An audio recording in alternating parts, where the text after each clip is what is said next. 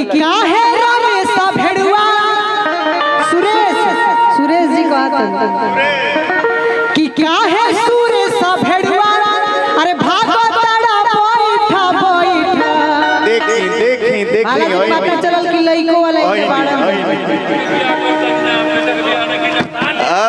प्रधान जी तो बेटी के लोगन को तो पता चला बेटा वाले तो लुका के बाड़न जा कि क्या है सुरेश समधी अरे भागो तड़ा बैठा बैठा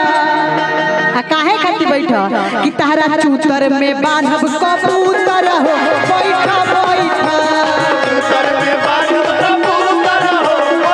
तारा चूतर में बांधब कबूतर हो बैठा बैठा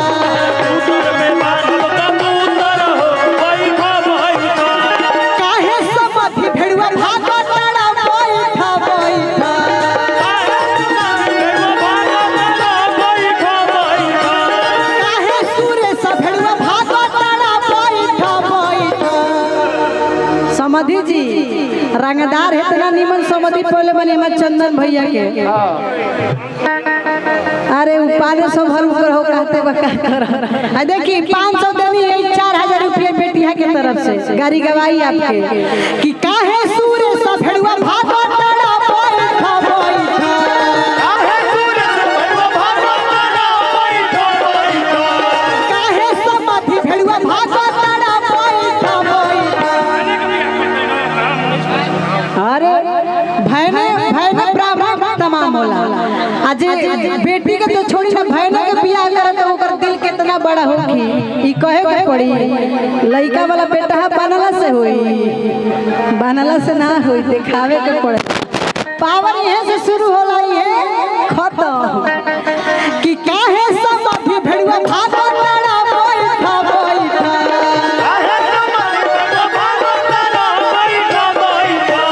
काहे सुरेश भेड़ुआ भागो तड़ा बैठा बैठा हमर चंदन भैया हमर संजय भैया आ तारा चूतर में बनिए कबूतर हो बैठा बैठा तारा चूतर में बनिए कबूतर हो बैठा बैठा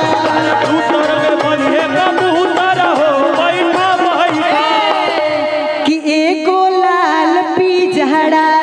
एगो हरियर पिजड़ा एओ में बैठे समधी भेड़ुआ ओही जड़ा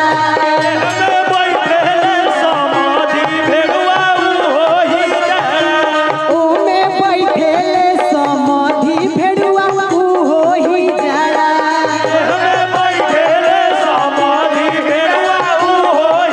आरी खोल पिजड़ा हे निकाल ही जड़ा आ हमारा चंदन भैया के आना नाचे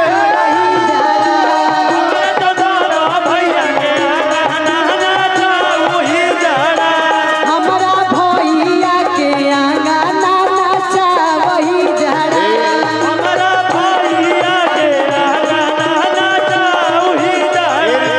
कुर्सियों वाला गाना हाँ बड़ी सुंदर गाना है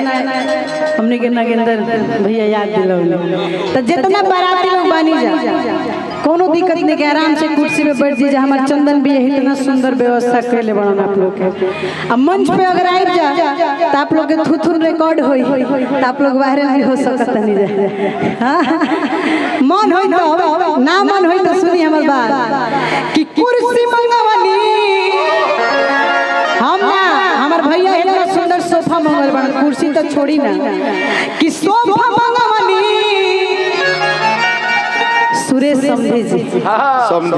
कि सोफा मंगवनी तहरा बिछवा के नाप के बैठ चाप के ए समझी जी अल्लाह लगल ह तहरा बाप के बैठ चाप के ना लगल ह तहरा बाप के बैठ चाप के कुर्सी मंगवनी तहरा पछवा के नाप के बैठ चाप के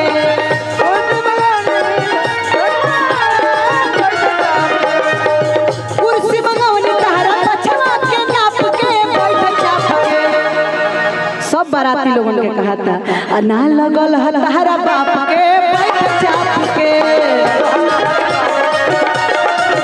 ना लगल है तहरा बाप के बैठ चाप के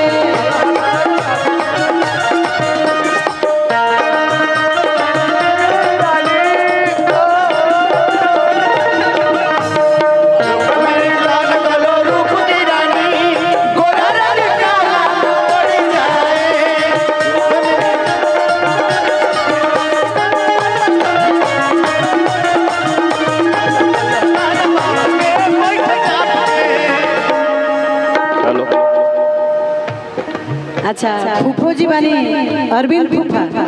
कहाँ बनी फूफा और साले साहब अच्छा यही भांजे हैं क्या बात है एक बार आ जाइए आप यहाँ पे क्या बात है एक बार हम चाहेंगे कि आप लोग जोरदार थप्पड़ी बजा दीजिए सच्चाई है कि अगर पिता नहीं है तो जो भाई है वही पिता बन जाता है ऑटोमेटिक काहे कि कुछ महीना पहले ऐसा घटना हमरो संग भइला और यही उम्र के हमार भाई लेकिन एगो पिता के फर्ज निभौला तो बस बाबा बालेश्वर जी के कृपा और जेकर इतना सुंदर मामा होखस का कहे के बा है ना ते ही में कहे के बा समधी जी खातिर भैया समधी जी के नाम कंफ्यूज होता रमेश जी है यही से ना सुनत रहला कि आतना गरिया दे दी अरे रमेश भेड़वा सुनला कि ना कि आतना गरिया दे दी अरे बराती लोग सुनला कि ना अपना बहिना के है सुतला रहला कि ना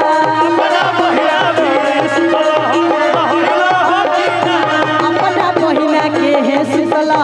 नहैला